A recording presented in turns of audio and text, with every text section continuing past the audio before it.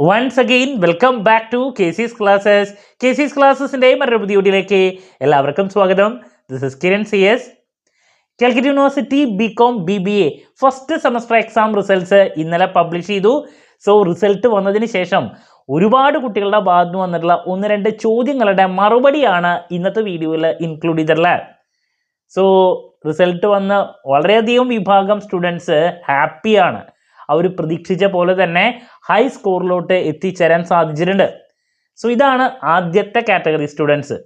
അതിനേക്കാൾ കൂടുതൽ വരുന്നത് രണ്ടാമത്തെ കാറ്റഗറിയാണ്. അവർ പ്രതീക്ഷിച്ച മാർക്സ് അല്ല അവർക്ക് വന്നിട്ടുള്ളത്. ഇതിനേക്കാൾ കൂടുതൽ എക്സ്പെക്ട് ചെയ്തിട്ടുണ്ടായിരുന്നു. ഡിഗ്രിക്ക് ജോയിൻ ചെയ്തിട്ട് ആദ്യമായിട്ട് എഴുതിയ എക്സാമാണ്. ഇതിനേക്കാൾ കൂടുതൽ പ്രതീക്ഷിച്ചതാണ്. സോ എന്ത് ചെയ്യണം നെക്സ്റ്റ്? അപ്പോൾ അതാണ് second category. Third category students എന്ന് പറഞ്ഞിട്ടുണ്ടെങ്കിൽ 5 പേപ്പറിൽ പ്രതീക്ഷിക്കാത്ത പേപ്പറിൽ എന്ന് വെച്ചിട്ടുണ്ടെങ്കിൽ മാർക്ക് കുറയുമെന്ന് പ്രതീക്ഷിച്ച പേപ്പറിൽ മാർക്ക് കൂടുതലും മാർക്ക് കൂടുമെന്ന് പ്രതീക്ഷിച്ച സബ്ജക്റ്റിൽ മാർക്ക് കുറവുമാണ് വന്നിട്ടുള്ളത്. അപ്പോൾ ഇങ്ങനെ 3 കാറ്റഗറി സ്റ്റുഡൻസ് ആണ് നമുക്ക് മെയിനായിട്ട് ഇപ്പോൾ കാണാൻ സാധിക്കുന്നത്.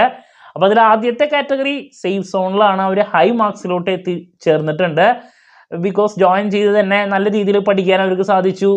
അവർ നല്ല രീതിയിൽ എക്സിക്യൂട്ട് ചെയ്തു, ഹാപ്പിയാണ്. സെക്കൻഡ് ആൻഡ് തേർഡ് കാറ്റഗറി സ്റ്റുഡൻസിൻ്റെ ഭാഗത്തു നിന്നാണ് ചോദ്യങ്ങൾ വന്നിട്ടുള്ളത്. എന്ന് വെച്ചിട്ടുണ്ടെങ്കിൽ ഇപ്പോൾ പലരും കോളേജിൽ ജോയിൻ ചെയ്തു.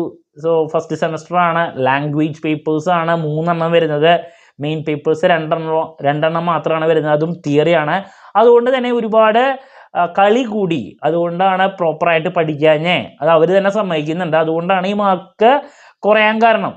അപ്പോൾ പ്രതീക്ഷിക്കാത്ത രീതിയിലുള്ളൊരു മാർക്കാണ് വന്നത്. കമ്പയറിംഗ് വിത്ത് +2 പാസ് ഔട്ടായി ഹൈ മാർക്സ് കിട്ടിയിട്ടുള്ള പല കുട്ടികളും ഇപ്പോൾ ഡിഗ്രി ഫസ്റ്റ് സെമസ്റ്റർ എക്സാം എഴുതിയിട്ട് അത്രത്തോളം മാർക്സിലോട്ട് എത്തിച്ചേരാൻ സാധിച്ചിട്ടില്ല.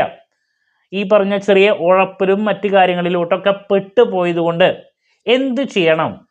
അപ്പോൾ ഞാൻ എപ്പോഴും BComന് ജോയിൻ ചെയ്യുന്ന സമയത്ത് കുട്ടികളുടെ അടുത്ത് പറയാനുള്ള ഒരു കാര്യമാണ്, ഫസ്റ്റ് ആൻഡ് സെക്കൻഡ് സെമസ്റ്റർ എന്ന് പറയുന്നത് ലാംഗ്വേജ് പേപ്പേഴ്സ് 3 പേപ്പർ വീതം ഓരോ സെമസ്റ്ററും ഉള്ളത് കൊണ്ട് തന്നെ നല്ല രീതിയിൽ ഉഴപ്പാനുള്ള സാധ്യത കൂടുതലാണ്. ഫസ്റ്റ് സെമസ്റ്ററിലാണെങ്കിൽ മെയിൻ പേപ്പേഴ്സിലെ തിയറി മാത്രമാണ് വരുന്നത്. സെക്കൻഡ് സെമസ്റ്റർ മുതലാണ് പ്രോബ്ലം വരുന്നത്. അപ്പോൾ ഈ ഒരു ഉഴപ്പൽ കൊണ്ട് തന്നെ ഫസ്റ്റ് ആൻഡ് സെക്കൻഡ് സെമസ്റ്ററിലെ മാർക്സ് കുറയാനും ഉഴപ്പാനും സാധ്യത വളരെ കൂടുതലാണ്. ദെൻ തേർഡ് സെമസ്റ്ററിലോട്ട് എത്തുന്ന സമയത്ത് 5 മെയിൻ പേപ്പേഴ്സാണ്. അതിൽ 2 വലിയ പ്രോബ്ലം പേപ്പേഴ്സും വരുന്നുണ്ട്. അപ്പോൾ ഈ ഉഴപ്പിൽ തന്നെ പിന്നെ തേർഡ് മുതൽ കണ്ടിന്യൂ ചെയ്യുമ്പോഴാണ് പിന്നെ BCom ആകെ മോശമായിട്ട് കുട്ടികൾ മാർക്സിലോട്ട് എത്തിച്ചേരുന്നത്. സോ അങ്ങനെ പോകാതിരിക്കാൻ ഇപ്പം ഇങ്ങനെ ഓൾറെഡി ഇങ്ങനൊരു സെക്കൻഡ് കാറ്റഗറിയാണ് പറയുന്നത്. ഇങ്ങനൊരു അവസ്ഥയിലോട്ട് പോയിട്ടുണ്ടെങ്കിൽ നമുക്കതിൽ നിന്ന് പിടിച്ച് കയറാനുള്ള സമയം ഇപ്പോഴുണ്ട്. എങ്ങനെയാ? ഇപ്പോൾ നിങ്ങളുടെ ഫസ്റ്റ് സെമസ്റ്ററിൻ്റെ അവസ്ഥ എങ്ങനെയായി? സെക്കൻഡ് സെമസ്റ്റർ വരുന്നുണ്ട്. 5 പേപ്പേഴ്സാണ്. നല്ല രീതിയിൽ പഠിക്കുക. നമുക്ക് ഹൈ മാർക്സിലോട്ട് എത്തിച്ചേരാൻ സാധിക്കുന്ന മെയിൻ പേപ്പേഴ്സിൻ്റെ എല്ലാ പേപ്പറിലും എസ്പെഷ്യലി പ്രോബ്ലം പേപ്പേഴ്സിലോട്ടൊക്കെ കൂടുതൽ കോൺസെൻട്രേറ്റ് ചെയ്ത് ഹൈ മാർക്സിലോട്ട് എത്തിച്ചേരണം. ഇനിയുള്ള ദിവസങ്ങൾ അതിന് വേണ്ടിയിട്ട് വിനിയോഗിക്കുക. ദെൻ ഫസ്റ്റ് സെമസ്റ്ററിൻ്റെ കേസിലോട്ട് പോകുമ്പോൾ നിങ്ങൾക്ക് കോൺഫിഡൻസ് ഉണ്ടെങ്കിൽ നിർബന്ധമായും റീവാലുവേഷന് കൊടുത്തിരിക്കണം. റീവാലുവേഷൻ്റെ ഡേറ്റ് പെട്ടെന്ന് തന്നെ വരും. അപ്പോൾ പലരും ചോദിക്കുന്നുണ്ട്, റീവാലുവേഷന് കൊടുത്താൽ മാർക്സ് കൂടാറുണ്ടോ? നിങ്ങളുടെ അടുത്ത് പറയാനുള്ളത്, നിങ്ങൾക്ക് കോൺഫിഡൻസ് ഉണ്ടെങ്കിൽ, നല്ല രീതിയിൽ എഴുതിയിട്ടുണ്ട്, എനിക്കിതിനേക്കാൾ കൂടുതൽ മാർക്സ് ലഭിക്കേണ്ടതാണ് എന്ന് നിങ്ങൾക്ക് കോൺഫിഡൻസ് ഉണ്ടെങ്കിൽ നിർബന്ധമായും റീവാലുവേഷന് കൊടുത്തിരിക്കണം. മാർക്സ് കുട്ടികൾക്ക് ചേഞ്ച് ചെയ്യാറുള്ളത് തന്നെയാണ്. പലരും കൊടുത്തിട്ട് കാര്യമില്ല അങ്ങനെ പറയുന്നവരുടെ അടുത്ത് എനിക്ക് പറയാനുള്ളത്, അല്ലെങ്കിൽ സീനിയേഴ്സ് പറയാം, ഞാൻ കൊടുത്തിട്ട് കിട്ടിയിട്ടില്ല. നിങ്ങൾക്ക് ആണ് അറിയുക നിങ്ങൾ എത്രത്തോളം നല്ല രീതിയിൽ എഴുതിയിട്ടുണ്ട് അല്ലെങ്കിൽ ഇല്ലെങ്കിൽ പിന്നെ കൊടുക്കണ്ട. നല്ല രീതിയിൽ എഴുതിയിട്ടുണ്ട് എന്ന് കോൺഫിഡൻസ് ഉണ്ടെങ്കിൽ നിർബന്ധമായും റീവാലുവേഷന് കൊടുത്തിരിക്കണം. ദെൻ ഫെയിലിയർ ആയിട്ടുള്ള കുട്ടികൾ, ഇതിൻ്റെ കൂടെ പറയാനുള്ളതാണ്, ഫെയിലിയർ ആയിട്ടുള്ള കുട്ടികൾ 2 കാര്യങ്ങൾക്കും ചെയ്യാം. ചില കുട്ടികൾ പറയുന്നുണ്ട്, ഞാൻ പാസ്സാവേണ്ടതാണ്, ഇങ്ങനെ ഫെയിലിയർ ആവേണ്ട ഒരു രീതിയിലല്ല പ്രസൻറ്റ് ചെയ്തിട്ടുള്ളത്. അപ്പോൾ നിങ്ങൾ എന്ത് ചെയ്തിരിക്കണം? റിവാലുവേഷന് കൊടുക്കുക. ദെൻ അതിൻ്റെ കൂടെ തന്നെ സപ്ലിയുടെ ഡേറ്റ് വരുന്ന സമയത്ത് അതിനും അപ്ലൈ ചെയ്യണം. 2നും ചെയ്യേണ്ടതായിട്ട് വരും. കാരണം സപ്ലിയുടെ നോട്ടിഫിക്കേഷൻ വന്നതിന് ശേഷമായിരിക്കാം ചിലപ്പോൾ റിവാലുവേഷൻ്റെ റിസൾട്ട് വരാൻ ലേറ്റ് ആവാറുണ്ട്. റിവാലുവേഷൻ്റെ റിസൾട്ട് വന്നതിന് ശേഷമാണ് സപ്ലിയുടെ ഡേറ്റ് വരുന്നതെങ്കിൽ അതൊരു പ്രശ്നമല്ല. ബട്ട് മിക്കതും നേരെ ഉൾട്ടയാണ് വരാറ്. അപ്പോൾ രണ്ടിനും നിങ്ങളെ അപ്ലൈ ചെയ്യേണ്ടതായിട്ട് വരും. റിവാലുവേഷൻ്റെ ഈ പറയുന്ന സപ്ലിയുടെ ഡേറ്റ് വരുന്ന സമയത്ത് നിങ്ങൾ ഏതൊക്കെ പേപ്പേഴ്സാണ് പോയിട്ടുള്ളതെങ്കിൽ അതിന് വേണ്ടിയിട്ട് നല്ല രീതിയിൽ പഠിച്ച് ഹൈ മാർക്സിലോട്ട് എത്തിച്ചേരാൻ ശ്രമിക്കുക. ദെൻ +2 നല്ല മാർക്ക് മേടിച്ചിട്ടുള്ള കുട്ടികൾ ഈ ഉഴപ്പൽ കൊണ്ട് മാർക്ക് കുറഞ്ഞിട്ടുണ്ടെങ്കിൽ നിങ്ങൾ നിർബന്ധമായും ഇംപ്രൂവ്മെൻ്റ് എക്സാം എഴുതിയിരിക്കണം. നിങ്ങളുടെ പഴയ ആ പ്രതാപത്തിലോട്ട് പോകാൻ വേണ്ടിയിട്ട് നിങ്ങൾ ആരും പുറകോട്ട് പോയിട്ടില്ല.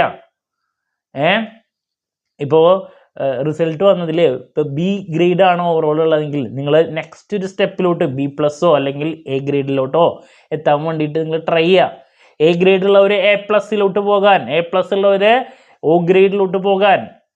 അല്ലാണ്ട് ഇത് കിട്ടി അങ്ങനെ സാറ്റിസ്ഫൈഡ് ആയിട്ട് ഇരിക്കുന്നവരെ അടുത്ത് പിന്നെ ഒന്നും പറഞ്ഞിട്ട് കാര്യമില്ല. ബട്ട് നിങ്ങൾക്ക് അതിനുള്ള കാലിബർ ഉണ്ടെങ്കിൽ നിങ്ങൾ നിർബന്ധമായും ഇമ്പ്രൂവ് ചെയ്തിരിക്കണം. ഐ തിങ്ക് 5 പേപ്പറിൽ ഒരു 3 പേപ്പറൊക്കെ ആയിരിക്കും ചിലപ്പോൾ ഇമ്പ്രൂവ് ചെയ്യാൻ മാക്സിമം പറ്റാറ്. അപ്പോൾ അത് ആ ടൈം വരുമ്പോൾ അതിന് വേണ്ടിയിട്ട് നിങ്ങൾ സമയം വിനിയോഗിക്കുക. എന്തായാലും ഡിഗ്രിക്ക് ഇറങ്ങി തിരിച്ചു ഹൈ മാർക്സിലോട്ട് എത്തിച്ചേർന്നാൽ മാത്രമേ ഫ്യൂച്ചറിൽ നിങ്ങൾക്ക് വല്ല ഗുണം ഉണ്ടാവുള്ളൂ. അതല്ലാണ്ട് പേരിനെ ഒരു പാസ് മാർക്ക് എന്ന് പറഞ്ഞിട്ടുള്ള ആ രീതിയിൽ പോയിട്ട് ഫ്യൂച്ചറിൽ ഗുണമില്ല.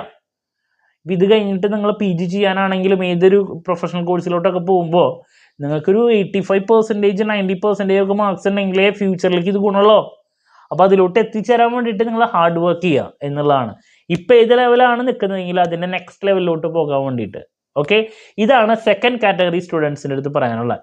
ഇനി തേർഡ് കാറ്റഗറി, വിചാരിച്ചതിൽ മാർക്ക് കുറഞ്ഞു, ഹൈ മാർക്സ് കിട്ടുമെന്ന് പ്രതീക്ഷിച്ച പേപ്പറിൽ മാർക്ക് കുറഞ്ഞു, നേരെ ഉൾട്ട അടിച്ചിട്ടുണ്ട്. നിങ്ങളും നിർബന്ധമായും എന്ത് ചെയ്തിരിക്കണം, മാർക്ക് കുറഞ്ഞു എന്ന് പ്രതീക്ഷിക്കുന്ന ആ ഒരു പേപ്പർ റിവാലുവേഷന് കൊടുക്കുക. ഇംപ്രൂവ്മെൻറ്റിൻ്റെ കേസിലോട്ട് പോകാനുള്ള കാര്യങ്ങളും ചെയ്യുക ആ ഒരു ടൈം വരണ സമയത്ത്. സോ നിങ്ങളുടെ അടുത്ത് പറയാനുള്ളത് ചെറിയ ചെറിയ ഉഴപ്പൽ കൊണ്ട് ഫസ്റ്റ് സെമസ്റ്റർ പ്രതീക്ഷിക്കാത്ത പോലെ പെർഫോം ചെയ്യാൻ സാധിക്കാത്ത കുട്ടികളുടെ അടുത്ത് പറയാനുള്ളത്, നിങ്ങളുടെ അവസരം കഴിഞ്ഞിട്ടൊന്നുമില്ല. നിങ്ങൾ പെട്ടെന്ന് തന്നെ ആ പഴയ പ്രതാപത്തിലോട്ട് പോകാൻ വേണ്ടിയിട്ടുള്ള ഹാർഡ് വർക്ക് ചെയ്യുക. ദെൻ സെക്കൻഡ് സെമസ്റ്റർ അതിലോട്ട് നിങ്ങൾ കൂടുതൽ ഫോക്കസ് ചെയ്യാനും ശ്രമിക്കുക. അതല്ലെങ്കിൽ ഈ ഒരു സെയിം സിറ്റുവേഷൻ അതിനും വരും. തേർഡ് സെമസ്റ്റർ മുതൽ നിങ്ങൾക്ക് നിന്ന് തിരിയാൻ സമയം ഉണ്ടാവില്ല. 5 മെയിൻ പേപ്പേഴ്സാണ്. അത് 3rd മുതൽ 6th വരെയുള്ള സെമസ്റ്ററുകളിലത്തെ പേപ്പേഴ്സൊക്കെ ഒരുപാട് പഠിക്കാനുണ്ട്. എല്ലാ സെമസ്റ്ററിലും 2 പ്രോബ്ലം പേപ്പേഴ്സ് വീതം പഠിക്കാനുള്ളതാണ്.